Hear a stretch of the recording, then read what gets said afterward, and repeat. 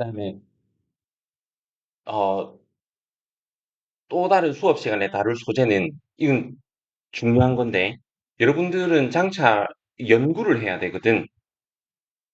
다수의 학생들이 연구를 해야 되는데 연구를 하려는 사람들은 주어진 문제만 잘 풀이해내서는 한계가 있습니다. 뭐를 할 수 있어야 되겠어? 주어진 문제만 잘 풀어내 가지고는 어떤 한계가 있을 것 같아. 주어진 문제만 잘 풀어내면, 주어진 문제만 잘 풀어내면 뭐 수는 없겠죠. 이 분야를 리드할 수는 없을 겁니다. 리드가 되려면 뭐를 잘 할 수 있어야 되겠어?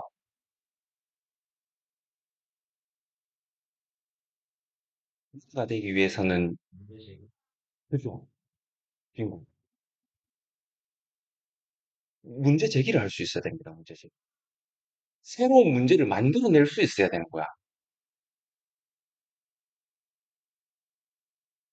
다루는 문제 가치가 있지 않으면 그 문제 아무리 잘 풀어낸다 하더라도 그 연구 자체가 가치가 있지 않아. 어떤 쌈박한 연구의 출발점은 쌈박한 연구 문제입니다. 연구 문제. 그래서 주어진 문제 풀이 해내는 것보다 가치 있는 문제를 만드는 게 더 중요합니다. 그 새로운 발견을 하는 게 더 중요한 거야. 수학에서도 마찬가지겠죠. 수학에서도 여러분들은 이제 주어진 문제를 풀이하는 거를 넘어서서 새로운 발견을 할 수 있어야 되거든. 그런 사고 과정을 뭐 확산적 사고, 발산적 사고, 뭐 그런 표현을 쓰죠.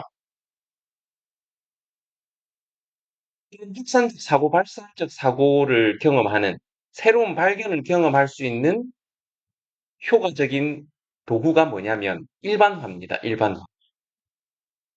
예를 들어, 예를 들어 이런 문제를 다룬다. 그럼 무슨 생각을 해야 되겠어?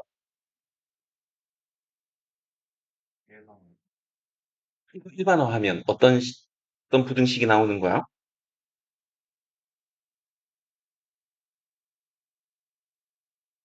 어떤 부등식이 나와요?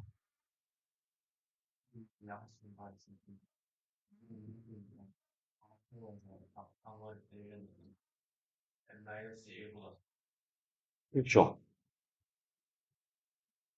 그런 게 떠올라야 돼. 그러니까 이런 문제를 풀면 적어도 연구를 할 여러분들은 이 문제 풀고 끝이 아니고 이 문제 풀고 나면 무슨 생각을 할 수 있어야 되냐면 혹시 뭐야? 그렇다면 혹시 1보다 작은 양수가 n개가 있을 때 1보다 작은 양수가 n개가 있을 때 보통 이렇게 시그마로 표현을 많이 하죠. k는 1부터 n까지 xi 여기서 모든 xi는 0과 1 사이일 때 그런 n개의 xi들의 합에서 그런 xi들의 곱은 보통 이렇게 파이로 나타냅니다. n개의 곱을 뺀 게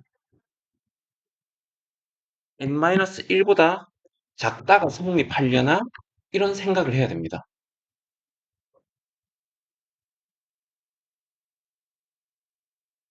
어떻게 보면 이런 일반화가 여러분들이 손쉽게 확산적 사고, 발산적 사고를 경험할 수 있는 좋은 소재인 거죠. 일반화가.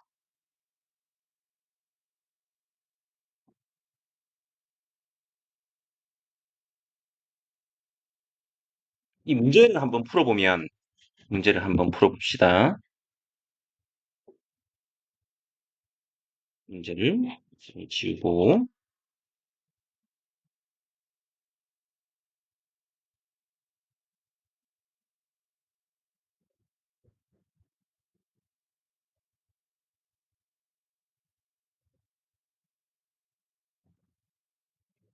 여기에, 어, 1번부터 볼까? 1번을 봅시다. 1번을 보는데, 음, 문제 풀이할 때 유용한 또 문제 해결 전략이 있는데, 그게 뭐냐면, 나중에 뒤에도 그런 거 많이 하겠지만, 막, 문제에서는 변수가 많은데, 그 많은 변수들이 다 움직여서 골치 아픈 경우도 있고, 아니면 어떤 상황에서는 그 많은 변수들이 다 딱 고정되어 있어서 골치 아픈 경우도 있습니다. 상황을 흔들 수 있어야 됩니다. 흔들 수 있어야 된다는 건 어떻게 흔든다는 이야기냐면, 다 움직여서 골치 아프면 어떻게 해봐야 돼? 는 고정시켜 놓고 딱 하나만 움직여 보는 겁니다. 다른 건 고정시켜 놓고 하나만 움직여 보면서 문제 상황을 단순화시킬 수가 있어요.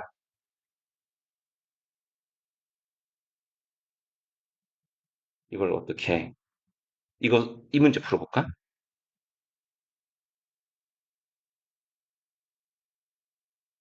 이 문제,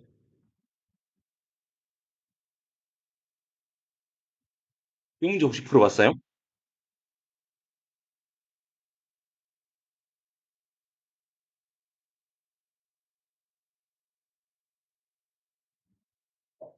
이런 문제를, 이런 문제를 풀어볼 때 유용한 전략은 뭐냐면, 지금 여기에 Q도 움직이고, R도 움직이고 하니까 문제 상황이 복잡한 거야.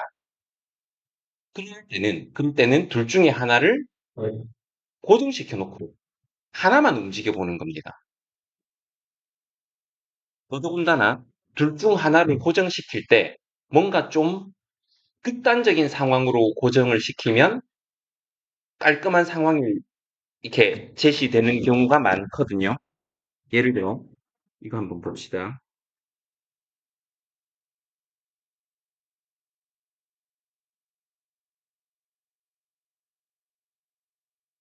여기에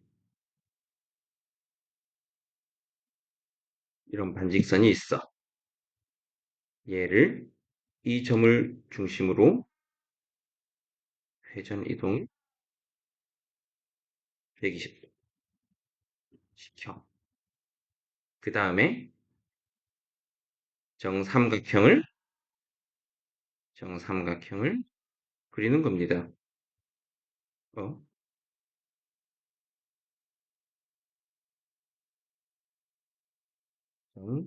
정삼각형을 이렇게 그립니다.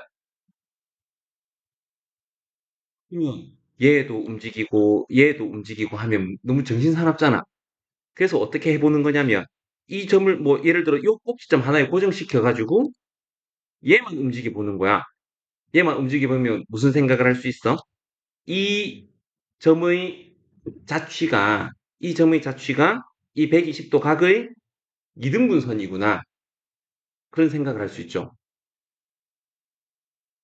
그런 생각을 할 수 있습니다. 그 다음에는 또 혹시 얘를 요 거리와 요 거리를 같게끔 서로 좌우 대칭이 되게끔 움직여 보면 또 무슨 생각을 할 수 있냐면 그런 상황에도 얘가 이 120도의 이등분선이구나.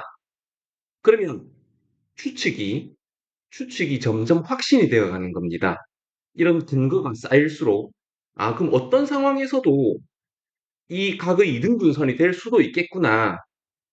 그런 생각을 할 수가 있거든요.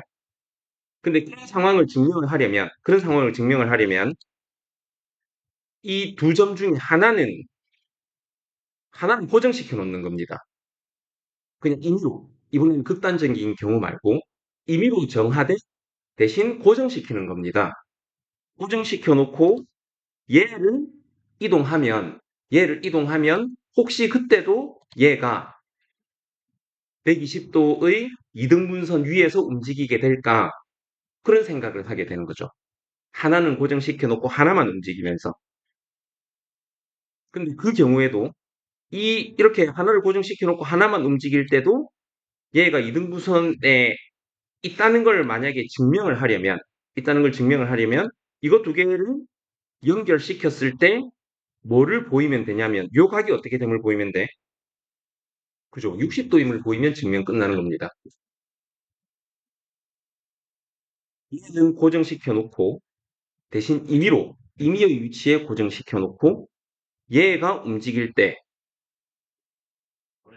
얘가 움직일 때 얘가 변하지 않게 60도라는 걸 보이면 문제 상황이 끝나는 거죠. 이거 보이려면 얘 보이려면 요 점, 요 점, 요 점, 요 점이 동일한 한 원 위에 존재한다는 걸 보이면 증명이 끝나는 거죠. 원주각이 이 각 60도로 같을 거니까. 그런데 이 네 점은 한 원 위에 있잖아요. 왜 한 원 위에 있어요? 그죠? 마주보는 대각의 합이 180도잖아. 요 각은 60도인데 요 각은 120도니까. 그래서 이 원을 그리면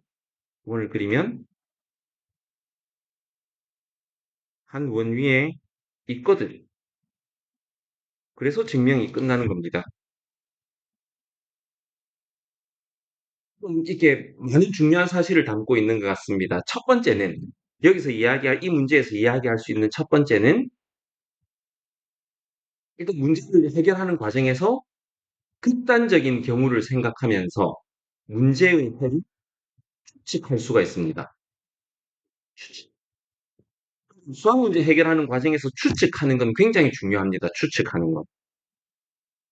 습관을 갖고 추측을 하는 건 왜 중요하냐면 내가 금방 문제풀이 하는 과정에서 봤겠지만 추측을 해야 목표를 잡을 수 있어.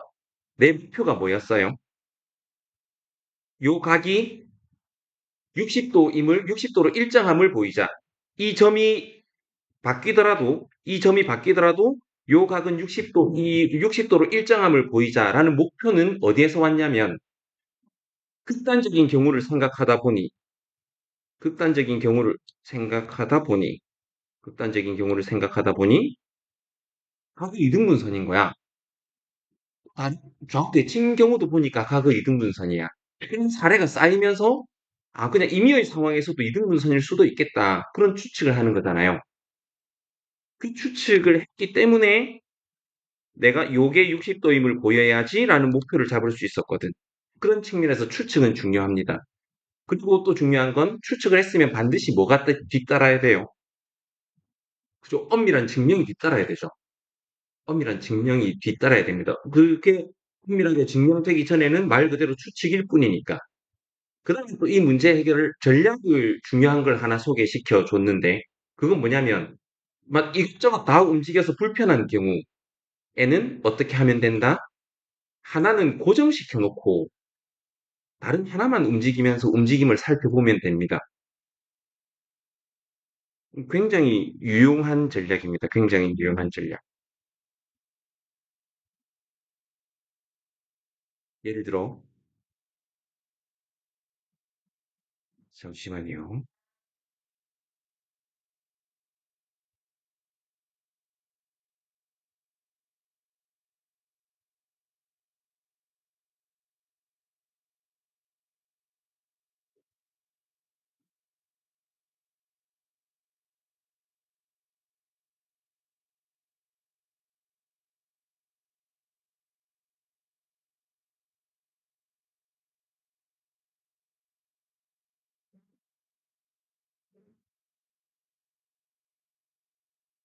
이게 굉장히 유명한 책인데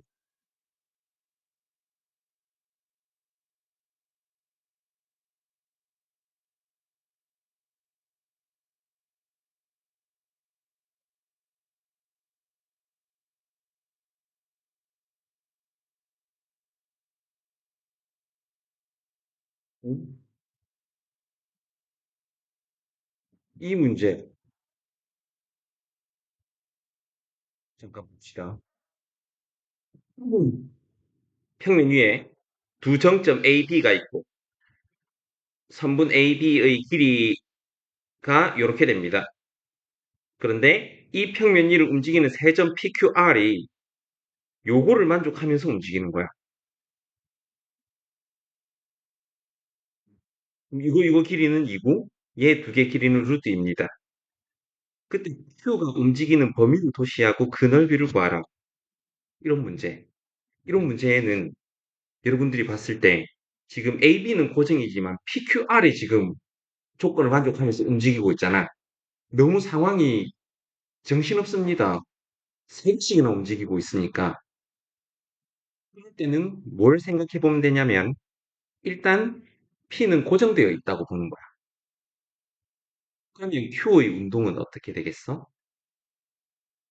원이겠죠. P를 중심으로 하는 원일 겁니다. P를 중심으로 하는 원일 텐데 일단 봐봐. 일단 얘들은 생각 안 하고 그냥 끊어져 있다고 생각하고 P는 고정되어 있고 Q의 움직임만 생각하면 요런 원이 되잖아. 이런 원이 됩니다. 그러면 그 상황에서 그러면 Q는 P가 고정되어 있을 때는 P를 중심으로 하고 반지름이 2인 원이구나. 그럼 P를 그 다음에 움직여 보면 무슨 생각을 할 수 있어요? 이 원을 회전시키는 겁니다. 중심이 지금 옮겨가잖아. 중심이 옮겨가니까 결국 Q가 오른쪽 건 떨어져 있다고 봤을 때 Q는 어떤 움직임을 할 수 있냐면 이 원이 계속 옮겨가는 거예요. P가 움직이면. 그럼 Q는 어떤 점 위에 존재할 수 있다는 걸 알 수 있어요? 그리고 반지름이 4인 원, 경계 포함 내부가 Q가 움직일 수 있는 점이에요.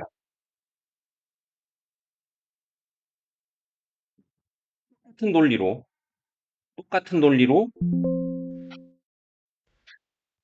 똑같은 논리로, 이제 왼쪽 거 접어두고, 오른쪽만 생각하면 R을 고정시킨 다음에 Q의 움직임을 보고, 그 다음에 그 움직임에서 R을 또 이동시키면 Q는 이렇게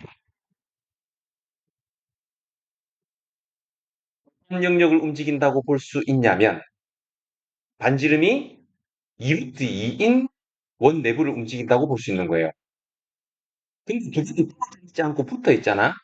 결국은 Q가 존재할 수 있는 영역은 이제 교집합이 되는 거죠. 교집합. 교집합이 아닌 이런 점에서는 오른쪽이 떨어지게 되잖아. 반대로 요 오른쪽에 있으면 왼쪽이 떨어지게 되고, 교집합에 있는 건 다 연결된 상태에서 Q가 존재할 수 있는 영역이라서 그냥 두 원의 교집합 부분을 구하면 답이 되는 거거든. 이런 형태로. 이런 형태로 막 이것저것 다 움직여서 힘들 땐, 이것저것 다 움직여서 힘들 땐, 이렇게, 이렇게, 어, 이것저것 다 움직여서 힘들 땐,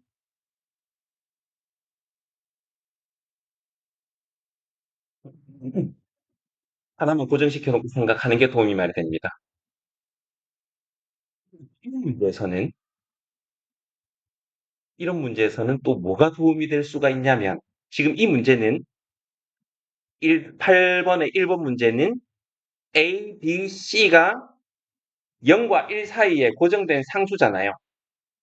고정된 상수입니다. 근데 어떤 상수로 고정시키더라도 부등식이 성립해야 되잖아. 그래서 이런 상황에서는 유용할 수 있는 전략이 뭐냐면 요거 하나를 요거 하나를 변수로 취급하는 겁니다. 하나만. 세 개 중에 하나만 변수로 취급하는 거야. 그럼 식이 어떻게 됩니까? C만 X라는 변수로 취급합시다. 그러면 1-AB에다가 X를 곱하고 더하기 a 플러스 b가 2보다 작다. 이 식이 0과 1 사이의 모든 x에 대해서 성립함을 보이면 됩니다. 근데 이렇게 두는 순간 우리는 이거를 1차 함수 그래프로 생각할 수가 있잖아. 이건 일단 지우고 봅시다.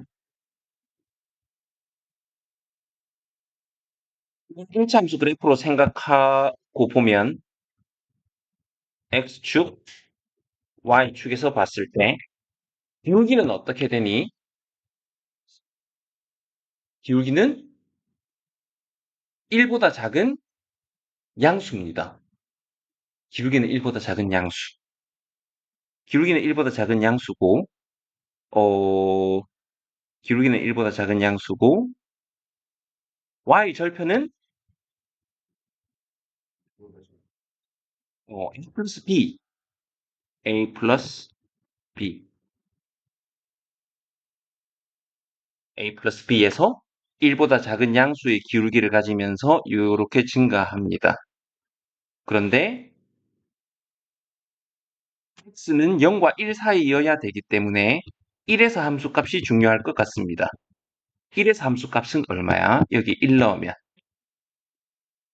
넣으면 1 마이너스 ab 플러스 a 플러스 b입니다.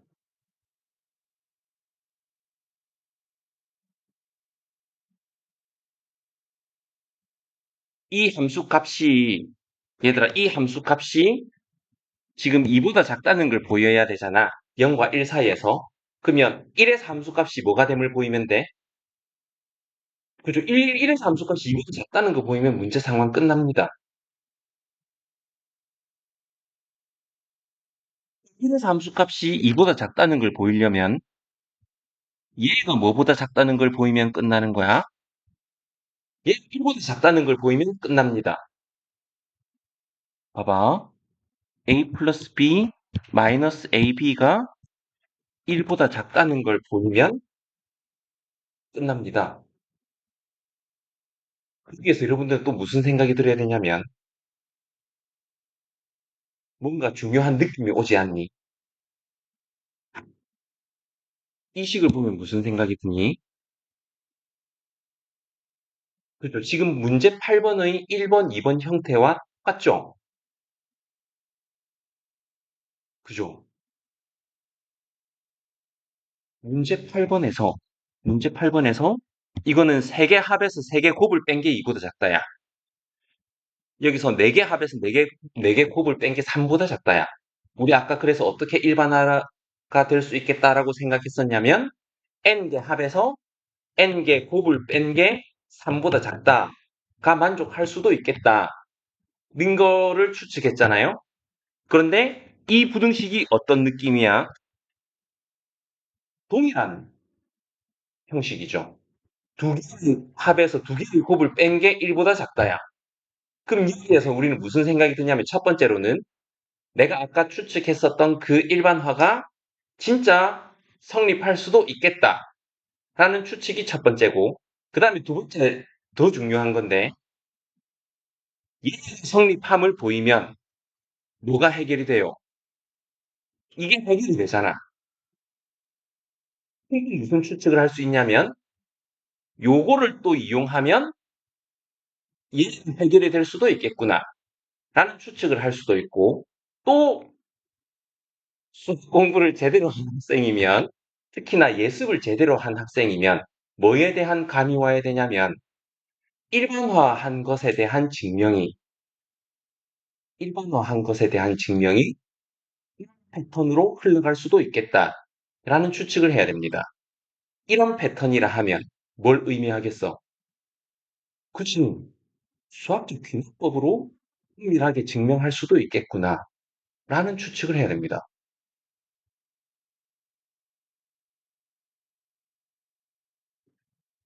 볼까? 지금 이건 혹시 증명되니? 지금 이것만 증명되면 이건 해결되거든?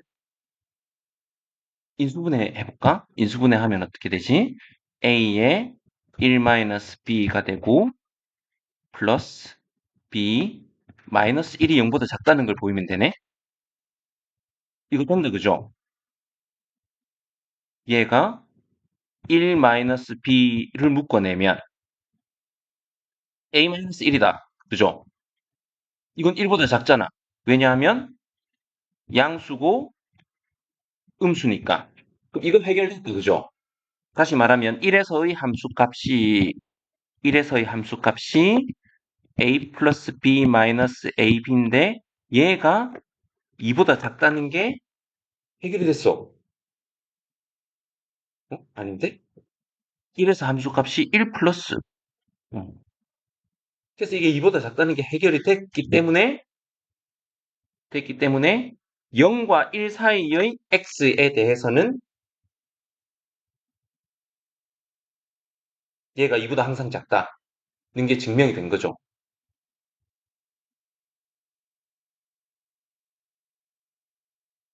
바로 뭘 시도를 해봐야 되겠습니까? 바로 우리가 해봐야 되는 건 뭐냐면 이번에는 얘를 x로 한번 더 봅시다. 이 문제 해결 전략이 사실은 여기서도 중요한데 지금 A, B, C는 그냥 0에서 1 사이의 어떤 숫자 하나로 고정시키는 겁니다. 고정시켜 놓고 이것만 x로 둬가 D만 x로 둬가지고 0과 1 사이의 임의의 x에 대해서 성립한다는 걸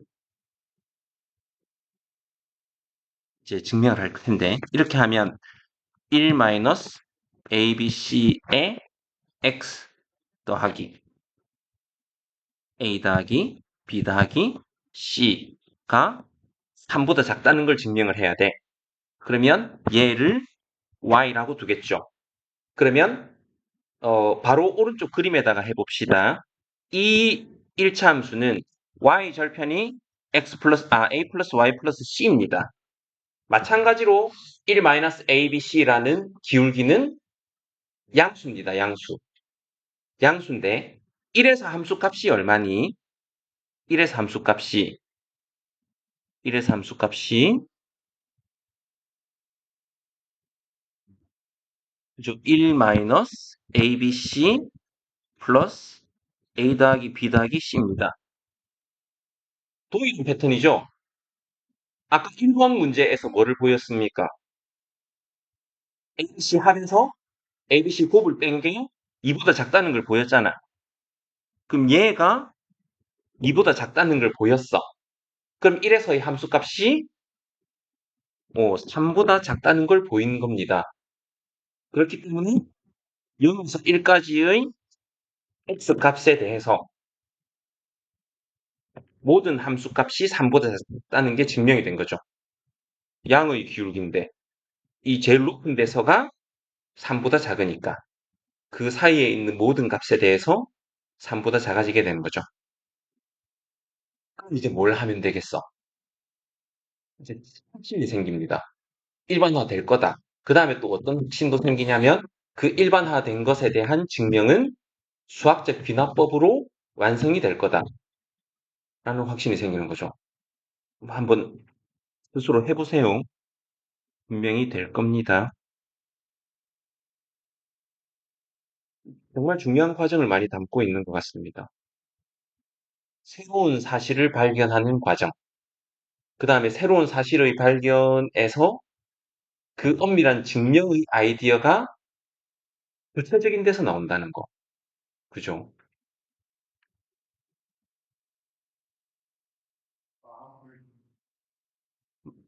두 번째로, 또, 이것도 마찬가지로 새로운 발견을 하는 기술에 대한 문제입니다. 새로운 발견을 하는 기술. 일본화도 마찬가지로 새로운 문제를 제기하는 거거든. 그래서 1년 7번에도 문제 제기 활동을 수업 시간에 많이 할 겁니다. 문제 제기 활동을. 그러니까 정석에 있는 문제가 있으면 그 문제를 풀이하는 데 그치는 게 아니고 그 문제를 토대로 새로운 문제를 만드는 작업을 많이 할 텐데 그런 확산적 사고, 발산적 사고의 경험을 여러분들은 많이 해야 됩니다. 연구를 할 친구들이기 때문에. 그래서 일곱 번째 케이스에서 이야기하고 싶은 건 그런 새로운 문제를 어떻게 만들 건가? 그 초보적인 기술에 대해서 이야기하려고 하는 겁니다. 왜냐하면 문제는 정말 어렵거든. 그러지 않겠어요? 문제 만드는 게 그렇게 어려우니까 수능 문제 만들 때 보면 그 똑똑한 엘리트들이 들어가가지고 몇 달을 합숙을 하고 해도 오류가 생기잖아. 문제 만드는 건 정말 어려운 겁니다. 그래서 우리는 초보적인 수준에서 접근을 할 텐데 그 초보적인 수준에서 접근하는 방법이 이게 보통 What if not 전략이라고 이야기를 합니다.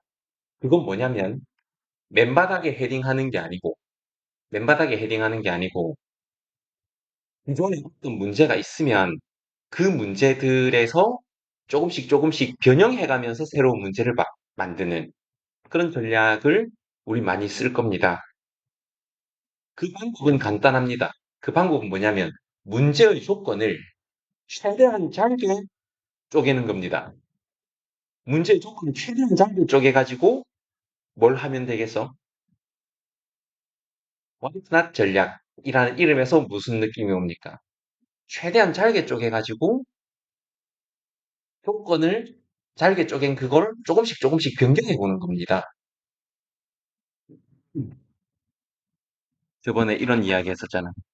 직선 L 위를 움직이는 점 P가 있어. 점 A와 점 B는 고정점이야. 점 A와 점 B는 고정점이야. 그러면 AP 더하기 BP가 최소가 되는 점 P 위치 찾는 문제는 많이 봐왔었죠. 그럼 이 조건을 최대한 잘게 쪼개봅시다. 최대한 잘게 쪼개면 어떻게 쪼갤 수 있어? 두 개의 점. 한 개도 세 개도 아니고 두 개의 고정점. 그 다음에 점 P가 직선 위를 움직여. 원도 포물선도 쌍곡선도 아니고 직선 위를 움직여. 그 다음에 선분 AP 얘를 최소화하려고 해.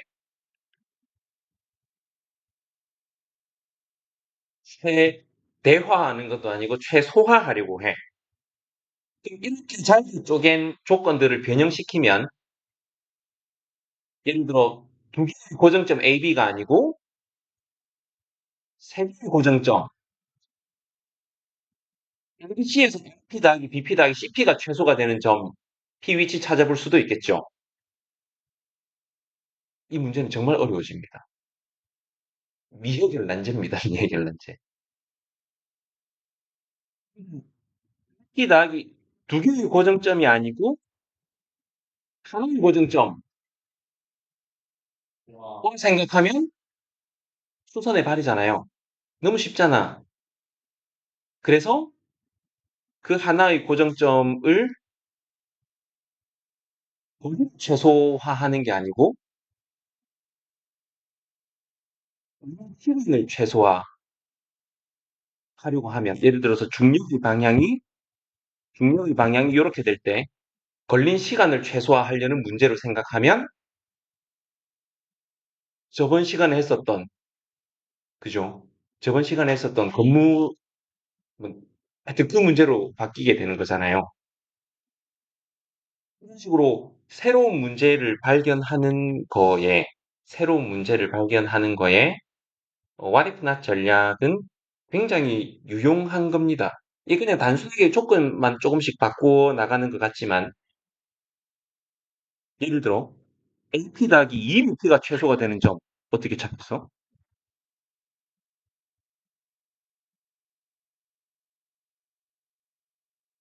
AP 더하기 2BP가 최소가 되는 점을 어떻게 찾겠습니까? 어, PD랑 B가 맞게 B를 중점으로 하는 이제 PD의 반직선을 그어가지고 점을 Q가 남은 다음에 Q 더하기 Q의 지속값을 구하면 해결될 것 같습니다. 이걸 Q로 잡는다고? 칭시켜가지고 저거의 지속값을 구하면 되지 않을까요? 것 같은데요.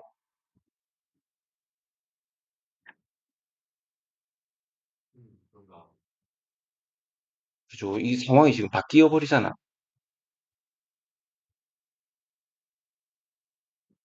그러네.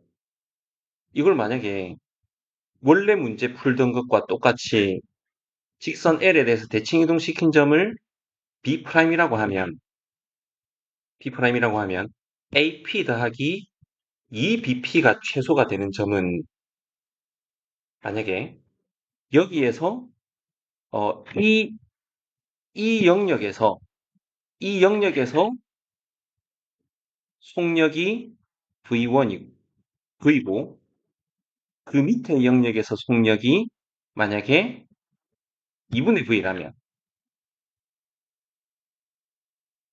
2분의 V라면 A 지점에서 B 지점까지 도달하는 시간은 속도분의 거리 더하기 속도분의 거리가 걸린 시간이 되잖아요. 근데 이건 V분의 1에 AP 더하기 2BP입니다.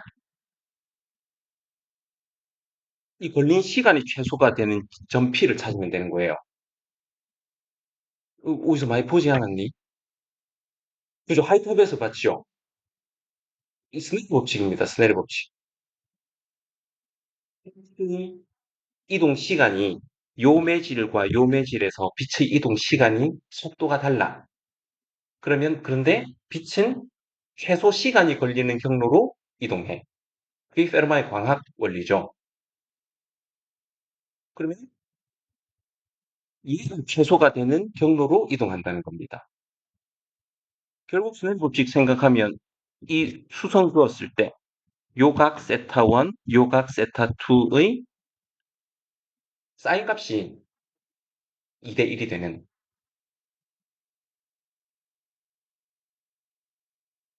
이 답이 되는 거죠.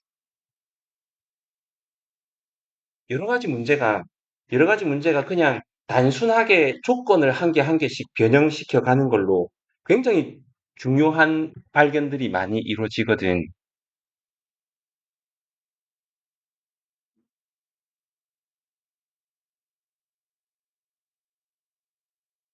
이걸 피타고라스 정리로 연습을 한번 해봅시다. 피타고라스 정리로. 피타고라스 정리로 연습을 한번 해보려면 얘들아 봐봐. 이게 피타고라스 정리의 조건이야. 피타고라스 정리의 조건이면 조건을 최대한 쪼갠다 하면 어떻게 쪼갤 수 있겠니?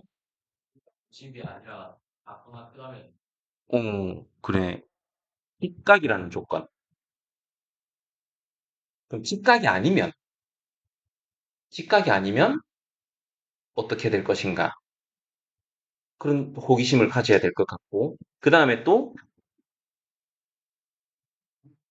사각형도 오각형도 아니고, 삼각형일 때의 이야기잖아. 그러면, 뭐 사각형일 때는 변의 길이 사이에 어떤 관계가 성립할 건가? 그 다음에 또, 평이잖아. 이제 평이 아니면 뭐 생각해 볼 수 있겠어요? 어, 평이 아니면, 뭐, 뭐지? 그러니까, 삼각형에서 생각하는 게 아니고, 다면체에서는 어떻게 될 건가? 차원을 한 단계 올리는 거죠. 차원을. 차원을 올리는 걸 생각해 보려면, 그럼 여러분들 생각에 삼각형의 3차원 버전은 어떤 다면체일 것 같아요? 그러니까 그런 거지. 이게 뭐야? 그 삼각형, 그 삼각형의 3차원 버전은 삼각형이라는 건 삼각형이라는 건 최소 개수의 변으로 둘러싸인 다각형이잖아요. 그러면 최소 개수의 면으로 둘러싸인 다면체, 삼면체이죠, 삼면체. 그래서 삼면체가 가장 기초적인 면체라고 볼 수 있을 것 같습니다. 어떻게 보면 삼각형의 3D 버전인 거죠. 그러면 정삼각형의 3D 버전은 정사면체. 그럼 삼각형의 3D 버전은 삼면체가 뭐야? 직각삼면체가 그러니까 삼각형은 세 개의 변 중에 한 변을 제외하고 나머지가 수직인 거잖아. 그런데 삼면체를 생각하면 한 면을 제외하고 나머지 세 면이 수직인 삼면체 생각할 수 있어요? 생각할 수 있죠. 요거 뒤통이 이렇게 착 잘라내면 되겠지. 그 무슨 생각을 가져야 되냐면 그러면 직각 삼각형에서는 피타고라스 정리에서 두 변의 길이 제곱을 합한 게 빗변의 길이 제곱이 되는데 그러면 이 직각 삼인체에서는 혹시 수직인 세 직각 삼각형의 넓이의 합이 넓이의 제곱이 넓이 제곱이 될 수도 있지 않을까? 아니면 아니면 차원이 한 단계 올라갔으니까 수직인 세 면의 넓이의 세제곱의 합이 빗면 넓이의 세제곱이 될 수도 있지 않을까? 이제 그런 여러 가지 생각을 하는 겁니다. 근데 요즘에는 그런 생각에 대한 검증을 하는 게 너무 쉽습니다. 그런 추측에 대한 검증은 뭘로 하면 돼? 프로그램으로 하면 됩니다. 프로그램으로. 이거 내가 이거 3D 버전이 있을지 모르겠는데 3D 버전이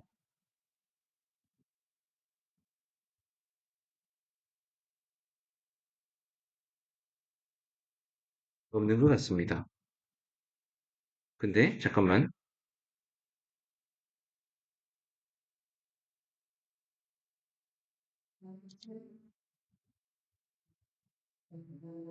해보세요. 해보고 해보고